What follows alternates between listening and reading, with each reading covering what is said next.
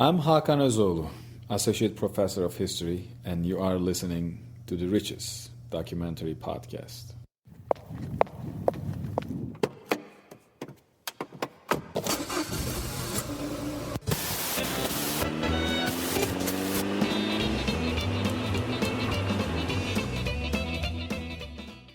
Welcome to the RICHES Documentary Podcast.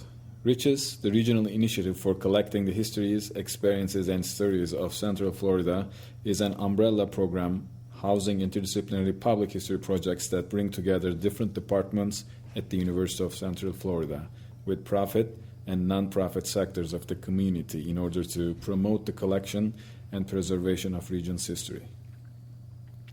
By facilitating research that records and presents the stories of communities, businesses, and institutions in Central Florida, RICHES seeks to provide the region with a deeper sense of its heritage.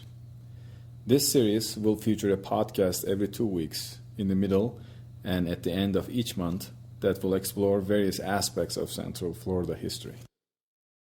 In today's episode, the Parliament House, pioneering gay establishment of Central Florida, Adam Cohen interviews two representatives from the Parliament House who worked at one of the most well-known gay establishments in Central Florida, giving us insights into how the GLBT community in Central Florida and even outside the country came to see the establishment as a second home. Let the kid control you!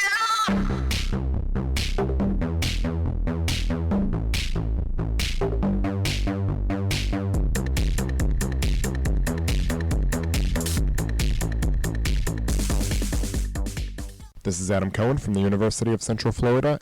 Today we'll be discussing the Parliament House, which for 35 years now has catered to any and all of Central Florida's residents. Since its opening in 1975, the Parliament House has come to be seen as a home of sorts to the gay, lesbian, bisexual, and transgendered community, not just of Central Florida, but from people all around the country, and at times even farther than that. The Parliament House's unique place as one of the first gay establishments in Central Florida, as well as its constant involvement with charity and fundraising in the community, has made it an important part of Florida's history and culture. I have with us today Michael Wanzi. I asked Mr. Wanzi to begin by explaining to our listeners who he was and how he got involved with the Parliament House. My name is Michael Wanzi, and I've lived in Central Florida since 1974, and I'm the creative director at the Parliament House. I'm also a playwright and a theater producer, and I've produced shows at the Parliament House, theatrical shows, through 3 sets of owners since the early 1980s. Since its opening in 1975, the Parliament House has come to represent the gay, lesbian, and bisexual community in Central Florida, as well as many other groups in many other areas. I asked Michael Wanzi what his thoughts were on this, as well as how the Parliament House came to become such an integral part of Central Florida. When it opened, it was one of only 2 in the country where you could go and stay that had rooms attached to it. That was pretty much a novelty. They advertised the hell out of it in the gay publications of the day. With so few options for people to go to, almost immediately the Parliament House had people were coming from England and from France and Germany and other countries. They planned their vacation around the fact that they read about the Parliament House in the Dameron guidebook or through whatever other means, because there wasn't anywhere to go. I mean, it was really the first of its kind. Then Disney, oddly enough, had a lot to do with it, because the timing was just right. The expansion of Disney was such that the people who lived here locally could not supply the workforce needed for Disney as it continued to expand. And so they started doing, nationwide job fairs and advertising for and people from all over the country came here specifically to work for Disney, and like or not the broad stroke painting of the picture, the hospitality industry, the theme park industry, the entertainment industry has a disproportionate amount of gay people in it, more so than any other business. Gay people flock to these industries. So you had these people coming in from all over the country, and in some cases the world, to work for Disney.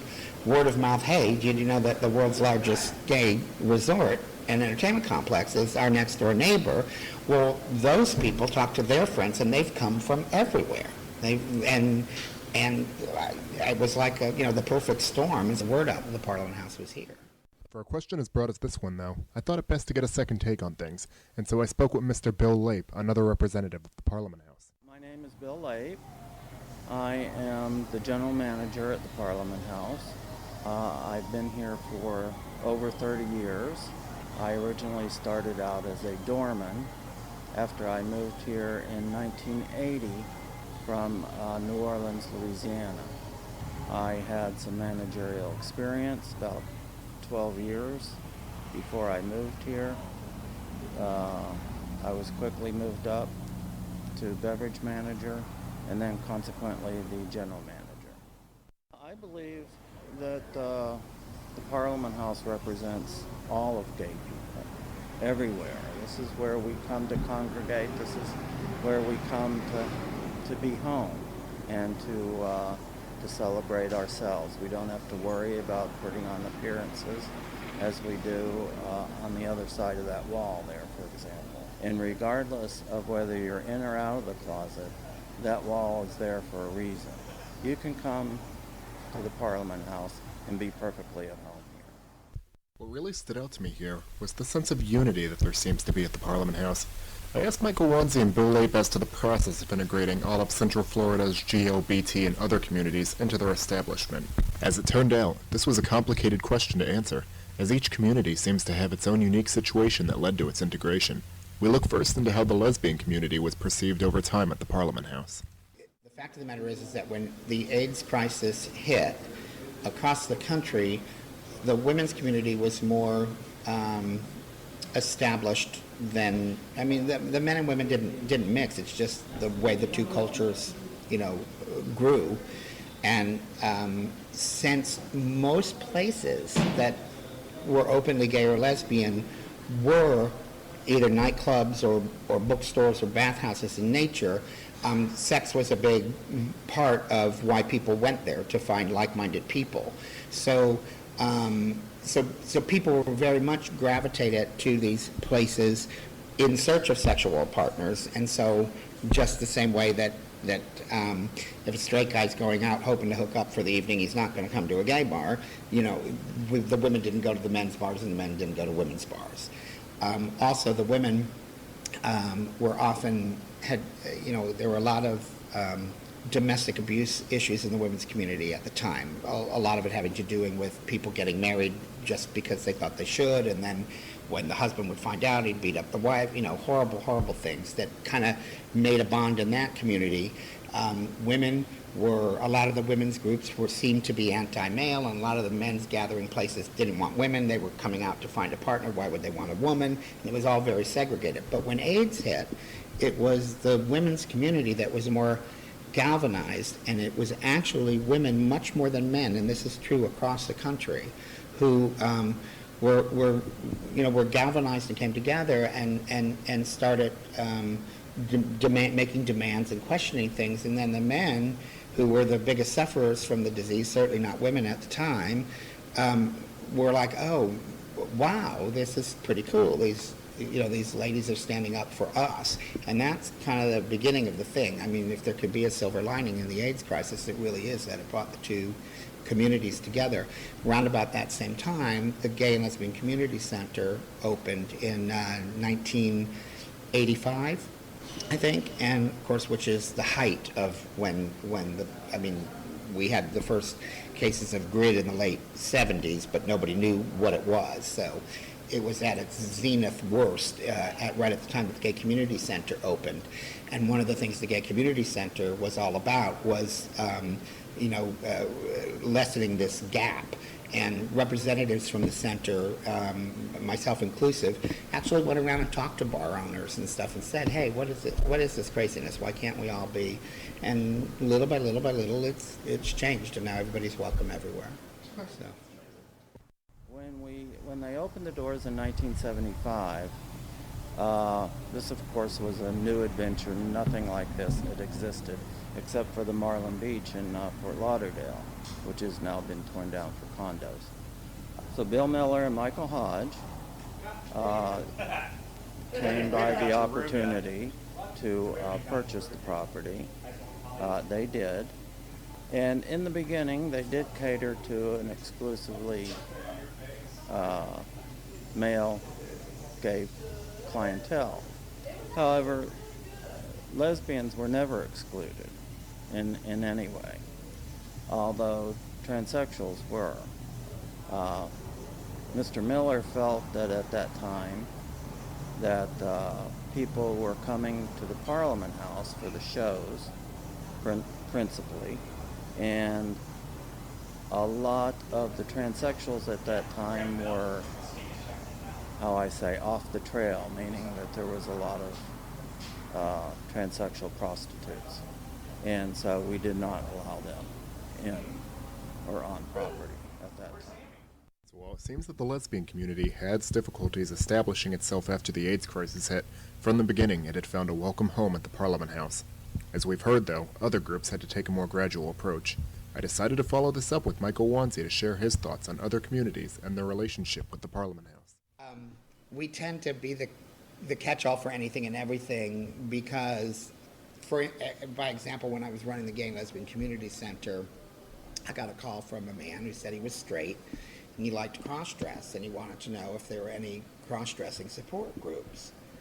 And I said, no, I don't know. I've never even heard of such a thing. I don't know of a need for it. And he goes, well, I'm not gay, but I assume that gay people would have a cross-dressing support group. And I said, no, the people who are gay who cross-dress do it because they like it and love it and are happy doing it. They don't need anybody to support them. And I said, obviously, what is your situation? And he says, well, I'm married and I have a child. And I said, you probably need a support group. And I said, I don't think that it's a logical fit, but part of what we do is provide free meeting space to support groups. So I'd be happy to put it on the calendar and assign a room for it if you'll come and run it. And he goes, well, I can't run it. I'm the one looking for support. And I said, well, if you can't be an island unto yourself, there must be other people. Someone's got to at least, step up to the plate if you want this to happen. I'm happy to provide the forum. And so he said, okay. And so we advertised it, and 13 people came to the first meeting, and not one of them was gay. Now, does it just automatically fit that cross-dressing straight people are part of the gay community? No, but as we were demanding to be treated equally, despite what you might think, it just ends up being the case that all the part and participles of people who are somehow disenfranchised end up at the Gay Community Center because it's the last bastion of hope for them, and so now nobody's turned away. So I make a joke. I have an e-newsletter that goes out every Friday called the Wanzigram, and whenever I write about the community, I write GLBTQXYZ community. Before you know it, the whole alphabet will be in there. Many people don't know about Disney's relationship to the gay community and even the Parliament House. I asked Michael Wanzi to elaborate on this for us. Well, I know that when I was young and worked at Disney in 1974, 5, and 6, and actually, although there were many, many gay people in lower management at Disney, and of course the entertainment department was filled with gays and lesbians, as were the most important public contact positions like tour guides and guest service hosts and whatnot. But the people really in charge didn't let gay people get too high back then. And so you didn't make a big deal about being gay at work. And so people would ask each other on the job, are you going to church on Sunday? And church meant the Parliament House. And that was like a code word. And then because it was PH, Parliament House, people would say, hey, when you get off work, do you want to go to Pizza Hut? That meant Parliament House. And so you kept things under wraps back in the day. But, the company has grown and matured with the times. And Michael Eisner, although I very much dislike much of what he did to the company and some of the ruinous things he did, he actually, as a CEO and head of the chairman of the board of the company, actually embraced the concept of gay days and saw the dollar signs. And, he, under his leadership, the Disney company was one of the first major entertainment conglomerates to include domestic partners on their insurance plan and whatnot the theme park industry was unheard of at the time. So he did a lot of good things. And now, nobody even blinks an eye. Disney executives of all stripes and from all sorts of departments come here, gay or not, to see the shows. And they eat in this restaurant. I had covered much more during my interviews with Michael Wanzi and Bill Lape, who were both fantastic interviewees. The full extent of those conversations is beyond the scope of this podcast, and I was unfortunately forced to cut a few things out. I'd like to end this with Michael Wanzi's closing remarks, which I believe should be heard. One of the things that really makes an impression on me is that is in the last decade how much the community at large has actually embraced the Parliament House. Now, whether this has to do with, Ellen coming out and being a regular fixture on daytime TV and, the era of Will and Grace and whatnot. But I think all of those things coming together at the same time that Don and Susan really cleaned up the place. And we started doing plays here on a year-round basis. And when I wrote Ladies of Viola Heights, which takes place in Orlando and is kind of a walk down memory lane for a lot of people, for Orlando landmarks of a bygone era, it ran for 9 months, and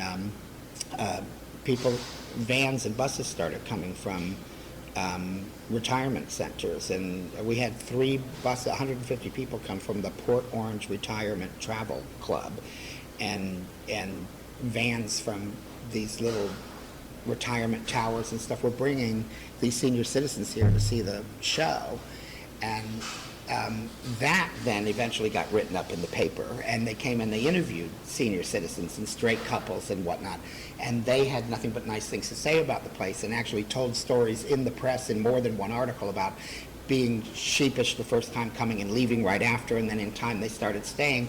Well, now when we have a play, you can't get a seat in the restaurant before the show for all the straight people in here taking advantage of the $14.95 prime rib before they go to the theater. And then you walk out and it's so incongruous to see, but we because the people are waiting to come in for the drag show that's after the play, we have to exit the people in the play out through the complex. So they empty out of the play into the video bar with the go-go boys with their G-strings on, dancing on top of boxes, and you look 15 minutes after the play, and the horseshoe-shaped bar in there is just filled with gray-haired people, men and women, gay couples, sipping their cocktails and a little walk on the wild side, and they love the place now.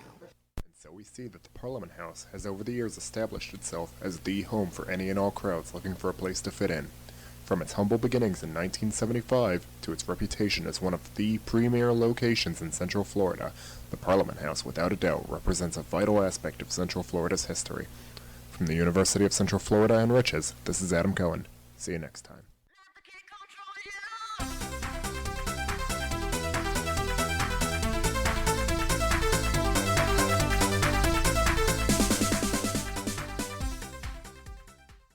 Santa's Let the Kid Control You, provided by CreativeCommons.org.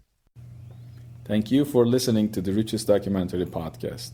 Feel free to contact us with any questions or comments on the program that you just heard. Please join us for the next episode, The Railways of Central Florida, an interview with Phil Cross.